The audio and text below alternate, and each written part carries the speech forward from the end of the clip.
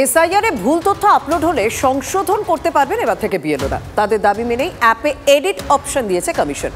দাবি বিএলওদের, শাসক দলের বিএলএদের চাপে ভুল তথ্য দিতে বাধ্য হচ্ছেন বিএলওরা।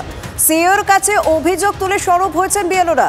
অনেক ক্ষেত্রে চাপে পড়ে ভুল তথ্য আপলোড হয়েছে, মানছেন বিএলওরা। এবার থেকে সেই সমস্ত তথ্য তারা আপডেট করে নিতে পারবেন এডিট অপশনে গিয়ে।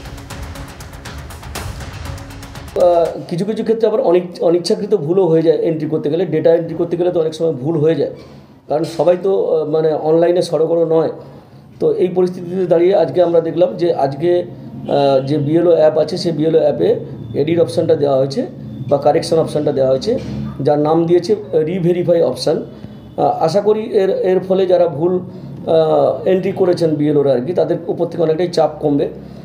কারণ হচ্ছে যে শাসক দলের চাপে যে ভুল এন্ট্রি করতে বাধ্য হয়েছিল বা এই ডেড ভোটারদের ডেট না দেখিয়ে জীবিত দেখানো বা শিফটেড ভোটারদের দেখিয়ে দেওয়ার যে চেষ্টা হচ্ছিল আর কি, সেটা অনেকটা রুখে দেওয়া যাবে বলে আমরা মনে করি।